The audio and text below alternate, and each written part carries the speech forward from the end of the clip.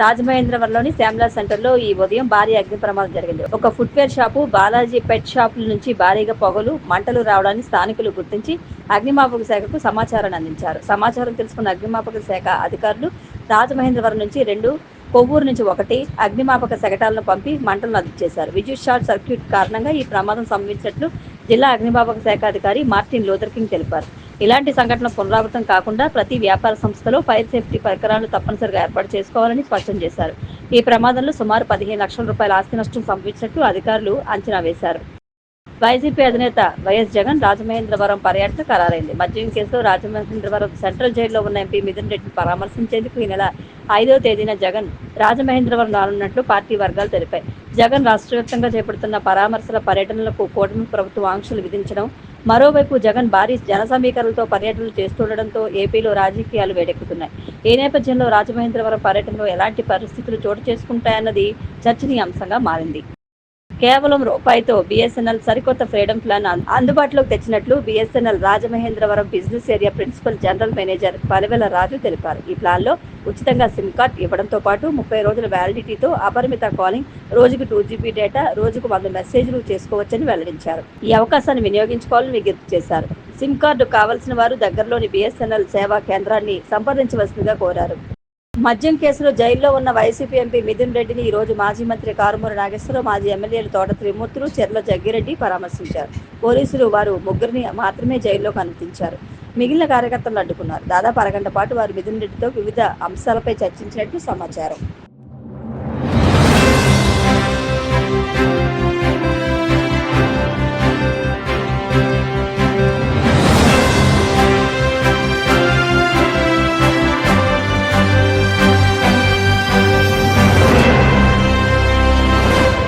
నమస్కారం.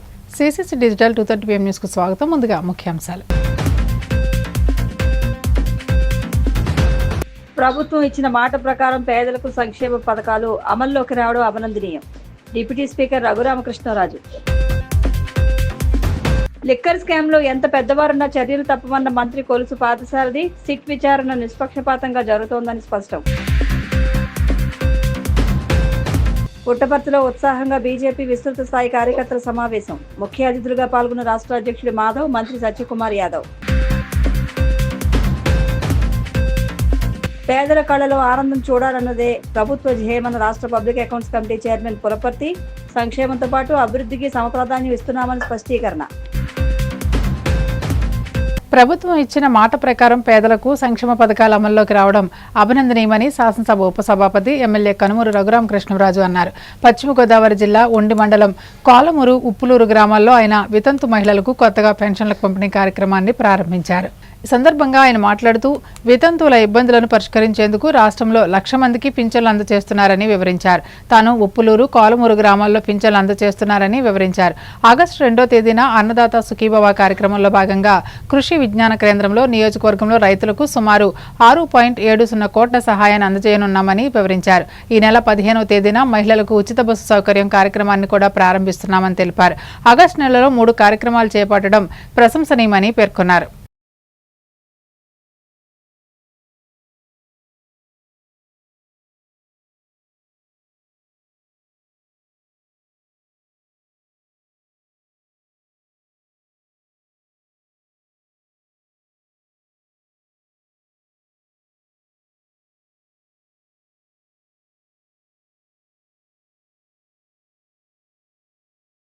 ఆగస్టు 1వ తారీఖు చాలా మంది వితంతువులు పెన్షన్ రాక ఇబ్బంది పడుతున్నారు.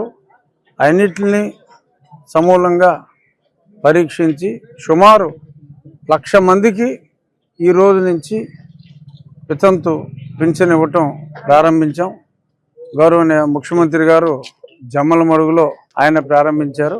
మేమందరం వారి వారి నియోజకవర్గాల్లో భాగంగా ఆల్రెడీ మేము కాళ్ళ మండలంలో 2 గ్రామాల్లో వేంపాడు, కోపెల్ల, కోలమూరు, మిగిలిన మండలాల్లో కూడా కొన్ని గ్రామాల్లో ప్రత్యక్షంగా ఇచ్చే కార్యక్రమం పెట్టడం జరిగింది. అలాగే ఇప్పటి నుంచో ఎంతో మంది ఎదురు చూస్తున్నారు. అన్నదాత సుఖీభావ అన్నమాట ప్రకారం, ప్రభుత్వం ఇచ్చిన మాట ప్రకారం రేపు అన్నదాత సుఖీభావ కూడా ఉదయం 8 గంటలకి కృషి విజ్ఞాన సెంటర్లో ఆ కార్యక్రమం కూడా ప్రారంభించడం జరుగుతుంది. ముఖ్యమంత్రి గారు ఆయన ప్రారంభిస్తారు. ఎంత అమౌంట్ ఇస్తున్నాము, ఏమిటి, ఎంతమంది లబ్ధిదారులు మన జిల్లాలో అనేది రేపు ఉదయం 8 గంటలకి కృషి విజ్ఞాన కేంద్రం దగ్గరికి మీరందరూ కూడా రండి. సుమారు 6,75,00,000 రూపాయలు ఉండి నియోజకవర్గంలో రేపు డిస్ట్రిబ్యూషన్ జరుగుతుంది. ఇలాగే చెప్పినవన్నీ రేపు ఆగస్టు 15కి బస్సు, దానికి కూడా చాలా మంది మాట్లాడినట్టు కేవలం కొత్త జిల్లాలకే కాదు, ఆ ఏ బస్సులు ఎలిజిబిలిటీ ఉందో ఆ బస్సులు వెళ్ళే ప్రాంతాలన్నిటికీ కూడా ఆ పల్లె వెలుగు ఇంకొన్ని బస్సులు ఎక్స్ప్రెస్లు, సూపర్ ఎక్స్ప్రెస్లు కాదు, ఈ బస్సులు ఎక్కడెక్కడికి వెళ్తాయో ఈ జిల్లా రెస్ట్రిక్షన్ కాకుండా జిల్లా టు జిల్లా కూడా ఆ బస్సులు ఎక్కడుంటే అక్కడ ఆ బస్సుల్లో ఏర్పాటు చేయడం జరుగుతుంది అని చెప్పడం జరిగింది ఆల్రెడీ. సో ఆ స్కీమ్ కూడా అంటే కొత్తగా ఇచ్చే వితంతు పింఛన్లు, ఇంకా మిగిలిన అన్నదాత సుఖీభావ, మహిళలకు ఉచిత బస్సు, ఇవన్నీ కూడా ఈ నెలలో ఆగస్టు మాసంలో ప్రారంభం అవటం ఎంతో సంతోషం. లిక్కర్ స్కామ్లో చట్టం తన పని తాను చేసుకుని వెళ్తుందని, ఇందులో ఎంత పెద్దవారున్నా చర్యలు తప్పవని మంత్రి కొలుసు పార్థసారథి అన్నారు.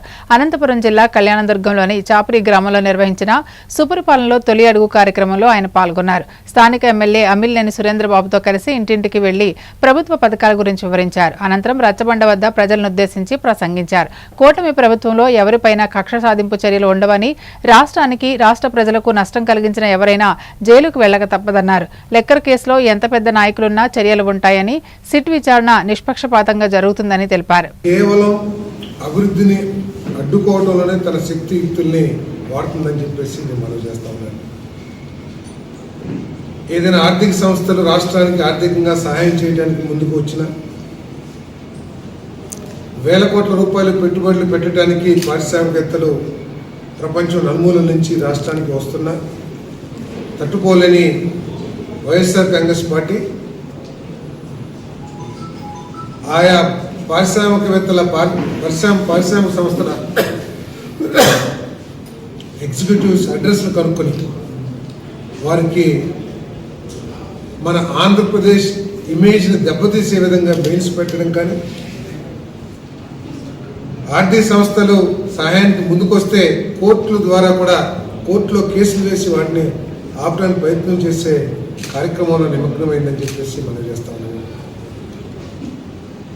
గత 5 సంవత్సరాల్లో ఈ రాష్ట్రంలో పెట్టుబడులు పెట్టడానికి భయపడి ఆంధ్రప్రదేశ్ వైపు చూడని పారిశ్రామికవేత్తలు ఈరోజు చంద్రబాబు నాయుడు గారి నాయకత్వం పట్ల, వారి పరిపాలనా తీరు పట్ల, వారికి ఉన్న విజన్ పట్ల నమ్మకంతో వారందరూ కూడా మళ్ళీ పెట్టుబడులు పెట్టడానికి ఈ రాష్ట్రానికి వస్తే వారందరిలో కూడా ఏదో భయాందోళన సృష్టించడానికి ప్రయత్నం చేయటం, మీ పెట్టుబడులు ఇక్కడ క్షేమం కాదు అనే విధంగా ఆంధ్రప్రదేశ్ ప్రభుత్వ ఇమేజ్ని, ఆంధ్రప్రదేశ్ బ్రాండ్ ఇమేజ్ని దెబ్బతీయడానికి వైఎస్ఆర్ కాంగ్రెస్ పార్టీ కుట్రలు పడుతుందని చెప్పేసి మనం చేస్తాము.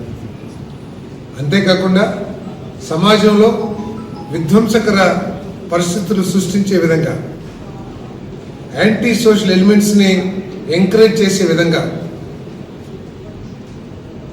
రపరపా నరుగుతామన్నా కూడా, లేదా గంజాయి తాగి పోలీసులు వారి మీద చర్యలు తీసుకున్నా వారందరికీ నేనున్నాను, రఫరఫా నరికేస్తామనే వాళ్ళకి నేనున్నానని చెప్తున్నారు జగన్మోహన్ రెడ్డి గారు. గంజాయి సేవించి రౌడీ షీట్లు ఉన్న వ్యక్తులు సమాజంలో అరాచకాలు సృష్టిస్తున్న వారిని పోలీసులు శిక్షిస్తే, లేదు నేనున్నాను మీకు తోడుగా అని చెప్పేసి, వారికి అండగా ఉన్నానని చెప్పేసి ఈ సమాజంలో ఒక విధ్వంసకర పరిస్థితిని సృష్టించడానికి ఈ ప్రభుత్వం, మన వైఎస్ఆర్ కాంగ్రెస్ పార్టీ ప్రయత్నం చేస్తుందని చెప్పేసి మనం చేస్తాం. వారి నాయకులు కూడా ఎవరైతే మంత్రి పదవుల్ని నిర్వహించారో, ఒక బాధ్యత కలిగిన పదవులు నిర్వహించారో, వాళ్ళు కూడా ఈ రఫ్రఫా నరకటం, లేకపోతే ఇంకా ముందుకు వెళ్ళి కన్ను కొడితే వేసేస్తాం, లేకపోతే ఇదేదో ఇప్పుడు జరుగుతున్న పోలీస్ కేసులు కానివ్వండి, లేదా అరెస్టులు కానివ్వండి, ఇదేదో ఉద్దేశపూర్వకంగా చేస్తున్నట్లు భ్రమింపజేయటానికి ప్రయత్నం చేస్తూ అట్టిచ్చాం, అట్టున్నర ఇస్తాం, 3 రెట్లు ఇస్తాం అని చెప్పేసి మాట్లాడుతున్న అన్నీ కూడా ఈ రాష్ట్ర ఇమేజ్ని, రాష్ట్ర భవిష్యత్తుని ఏం చేయాలని వైఎస్ఆర్ కాంగ్రెస్ పార్టీ ఆలోచిస్తున్న ఒకసారి ప్రజలు కూడా అర్థం చేసుకోవాలని చెప్పేసి మనం చేస్తాం. మరి ఒక పక్క ప్రతిపక్షం ఆ విధంగా పనిచేస్తూ ఉంటే, మరి ఇంకో పక్క కూటమి నాయకులు మన ప్రీత ముఖ్యమంత్రి చంద్రబాబు నాయుడు గారు, లోకేష్ గారు ఈ రాష్ట్రాన్ని డిజిటల్ హబ్గా తయారు చేయాలి, డేటా సెంటర్ హబ్గా చేయాలి. దేశంలో పెట్టుబడి పెట్టాలనుకునే ప్రతి ఒక్కరికి కూడా అదిగో ఆంధ్రప్రదేశ్ ఉంది, అక్కడ మంచి వసతులు ప్రభుత్వం ఇస్తూ ఉంది, అక్కడ పరిశ్రమలు పెడితే మంచి వాతావరణం ఎకోసిస్టమ్ డెవలప్ చేస్తుంది ప్రభుత్వం అనే భావన కల్పిస్తూ ఈ రాష్ట్రాన్ని ముందుకు తీసుకెళ్ళడానికి ప్రయత్నం చేస్తుందని చెప్పేసి మనం చేస్తాం. శ్రీ సత్యసాయి జిల్లా పుట్టపర్తిలో బీజేపీ విస్తృత స్థాయి కార్యకర్తల సమావేశం ఉత్సాహంగా జరిగింది. జిల్లా అధ్యక్షుడు జిఎం శేఖర్ ఆధ్వర్యంలో నిర్వహించిన ఈ కార్యక్రమంలో బీజేపీ రాష్ట్ర అధ్యక్షుడు మాధవ్, మంత్రి సత్యకుమార్ యాదవ్లు ముఖ్య అతిథులుగా పాల్గొన్నారు. ఈ సందర్భంగా మంత్రి సత్యకుమార్ మాట్లాడుతూ దేశంలో అత్యధిక కాలం ప్రధానిగా సేవలందించిన జవహర్లాల్ నెహ్రూ తర్వాత నరేంద్ర మోడీ మొదటి స్థానంలో ఉన్నారన్నారు. మోదీ నాయకత్వంలో భారతదేశ పటంపై తన గుర్తింపు మరింత బలంగా చాటిందన్నారు. ఇది ప్రతి దేశ పౌరునికి గర్వించదగ్గ విషయమని పేర్కొన్నారు. నిబద్ధతతో పనిచేసినందుకే రాష్ట్ర అధ్యక్షుడిగా మాధవ్ కి అవకాశం దక్కిందన్నారు. మన అనేక పెండింగ్ ప్రాజెక్టుల కోసం ఇవాళ 9 పెండింగ్ ప్రాజెక్టుల కోసం కేంద్రం నుంచి సహకారం అందిస్తుంది. మీరు ఏ పథకం తీసుకున్నా, ఏ మన గ్రామాల్లో గానీ, మన పట్టణాల్లో గానీ, మన సందులో గానీ, మన గుందులో గానీ ఏ పథకం తీసుకున్నా కూడా దాంట్లో కేంద్ర ప్రభుత్వం పథకమే ఉంటుంది, ఎన్డీఏ ప్రభుత్వం పథకమే ఉంటుంది. దాన్ని కేంద్రంలో నరేంద్ర మోడీ గారి ప్రభుత్వం ఆ పథకాన్ని తీసుకొస్తే ఇక్కడ ఎన్డీఏ ప్రభుత్వం చంద్రబాబు నాయుడు గారి నాయకత్వంలో, పవన్ కళ్యాణ్ గారి నాయకత్వంలో దాన్ని సమర్థవంతంగా అమలు చేస్తున్నారు. దాని కారణంగా ఇవాళ రాష్ట్రం మీకు తెలుసా 5 సంవత్సరాలు ఎటువంటి పరిస్థితులు ఉన్నాయి, రాష్ట్రం ఏ రకంగా ఆర్థికంగా చితికిపోయిందో దాన్ని మళ్ళీ సరైన గాడిన పెట్టే ప్రయత్నం ఇవాళ నరేంద్ర మోడీ గారు, గౌరవ ముఖ్యమంత్రి గారు పదే పదే చెప్తుంటారు. వెంటిలేటర్ మీద ఉంటున్న రాష్ట్రాన్ని నరేంద్ర మోడీ గారు ఇవాళ ఆక్సిజన్ తీసుకొచ్చి బయటికి తీసుకొచ్చారు, కోపాలు ఉంటున్న దాన్ని బయటికి తీసుకొచ్చారు. కానీ ఇదే సహకారం నరేంద్ర మోడీ గారి నుంచి మనకు భవిష్యత్తులో కూడా అందుతుంది. కాబట్టి ఈ రాష్ట్రాన్ని అభివృద్ధిలో నంబర్ 1 స్థానానికి తీసుకెళ్లే ప్రయత్నం మేము చేస్తామని వారు పదే పదే చెప్తున్నారు. దీన్ని మనం ప్రజల్లోకి తీసుకెళ్లాల్సింది. అందుకే చెప్పి చెరవేది ప్రజల్లోకి వెళ్ళాలి. మనం ఇవాళ అన్నారు, ఏది మన సోదరులు అందరూ చెప్తున్నారు, మనం ఎంపీడీసీలు గెలవాలా, జెడ్పీడీసీలు గెలవాలా, సర్పంచులు గెలవాలా అని. సర్పంచులు, ఎంపీడీసీలు మనం గెలవడానికి సాధ్యం అవుతుందా? ఊరికే ఇంట్లో కూర్చుంటే కాదు. ఇక్కడ అనేక మంది సర్పంచులు ఉన్నారు, మన నారాయణ స్వామి గారు ఉన్నారు, మన పుట్రాలపల్లి సర్పంచ్, చాలా మంది సర్పంచులు ఉన్నారు. ఇవాళ కొత్తగా మన పార్టీలో చేరుతున్నారు. కాబట్టి మనం కష్టపడాలి, సిద్ధాంతాన్ని పార్టీలో తీసుకెళ్లగలాలి, నిరంతరం ప్రజలకు అందుబాటులో ఉండాలా, పార్టీకి మంచి పేరు వచ్చేలాగా ప్రయత్నం చేస్తుండాలా, మన నాయకత్వం గురించి పదే పదే చెప్తుండాలా. ఇవి కార్యకర్తలు చేయాలని నేను కోరుకుంటూ, ముఖ్య మిత్రుల పార్టీ సిద్ధాంతం గురించి, పార్టీ నాయకత్వం ఎలా ఉంటుందో నేను చెప్పాను. ఇవాళ ఒక పార్టీ సీనియర్ నాయకుడుగా ఉంటున్న నాగోతు రమేష్ నాయుడు గారు ఇక్కడే ఉన్నారు, ఆయన స్టేజ్ మీదకి రాలే. ఇంకో నాయకుడుగా ఉంటున్న పర్వతాల సురేష్ కూడా ఇక్కడే ఉన్నారు. వీళ్ళంతా రాష్ట్ర స్థాయి నాయకులు, జాతీయ స్థాయిలో కూడా బాధ్యతలు నిర్వహించారు.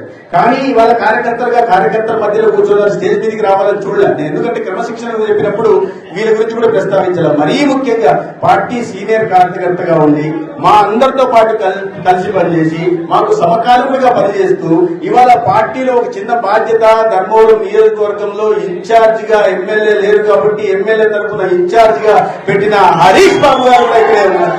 ఆయన కార్యకర్తల మధ్య ఉన్నారు, ఎక్కడ కూడా ముందు వచ్చి కనిపించాలని.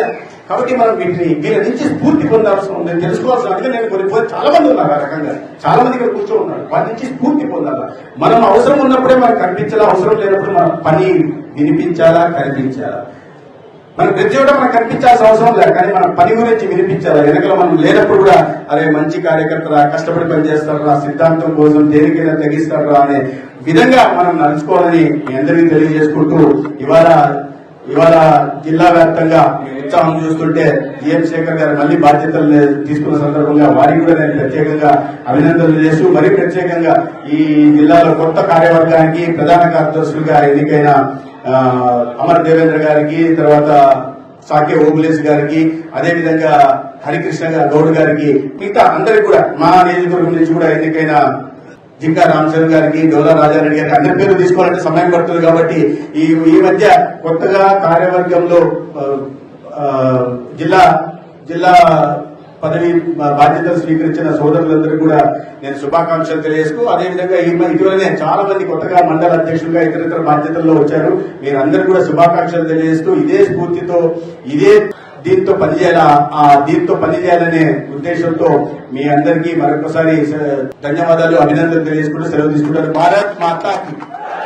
పేదల కళ్లల్లో ఆనందం చూడాలన్నదే ప్రభుత్వ ధ్యేయమని, సంక్షేమంతో పాటు అభివృద్ధికి సమ ప్రాధాన్యం ఇస్తున్నామని రాష్ట్ర public accounts committee chairman MLA Pulavarthi Ramanjaneyulu అన్నారు. పశ్చిమ గోదావరి జిల్లా భీమవరం 38వ వార్డు లంకపేటలో శుక్రవారం కొత్త స్పౌజ్ పెన్షన్ పంపిణీ కార్యక్రమాన్ని ఎమ్మెల్యే అంజిబాబు ప్రారంభించారు. ఇంటింటికి వెళ్లి లబ్ధిదారులకు పింఛన్లు పంపిణీ చేశారు. భీమవరంలో మొత్తం 10,970 మందికి 4,83,13,500 అందిస్తున్నామని, కొత్తగా 200 మందికి కొత్త ఫౌజ్ పెన్షన్లు అందిస్తున్నామన్నారు. దేశంలోనే ఎక్కువ మొత్తంలో పింఛన్ ఇస్తున్న ఏకైక ప్రభుత్వం కూటమి ప్రభుత్వం అని అన్నారు. మేనిఫెస్టోలో చెప్పిన హామీలన్నీ అమలు చేస్తున్నామని, పేదల సేవకు కూటమి ప్రభుత్వం అంకితమైందన్నారు. ముందుగా లబ్ధిదారుల యోగక్షేమాలు అడిగి తెలుసుకున్నారు. అనంతరం రాయలం గ్రామంలో పెన్షన్లు పంపిణీ చేశారు.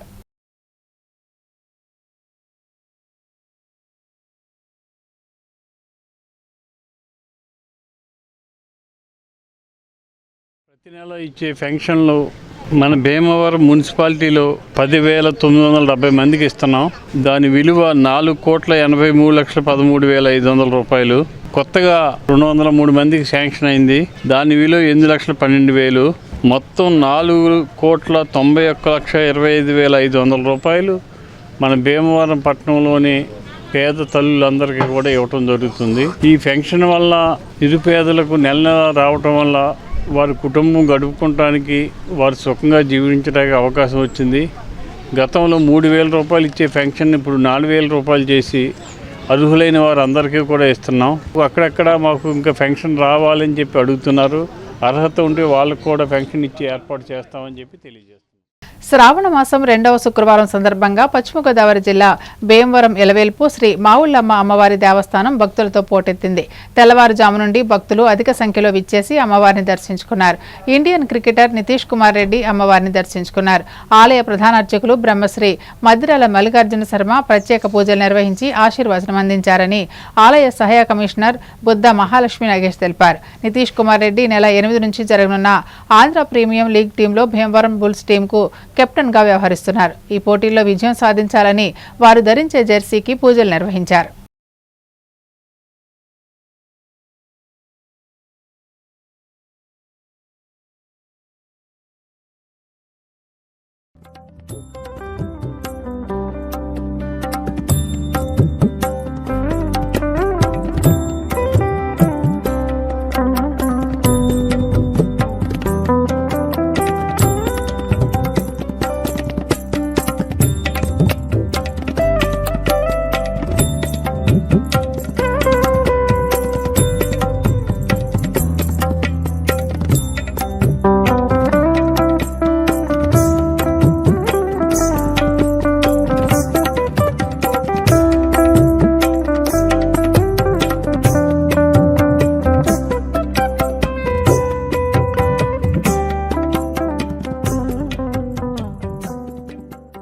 చంద్రబాబు వస్తూ తన వెంట కరువు తీసుకొస్తారని, కరువు చంద్రబాబు కవలపిల్లలంటూ అనంతపురం జిల్లా వైసీపీ అధ్యక్షుడు అనంత వెంకటరామరెడ్డి ఎద్దేవా చేశారు.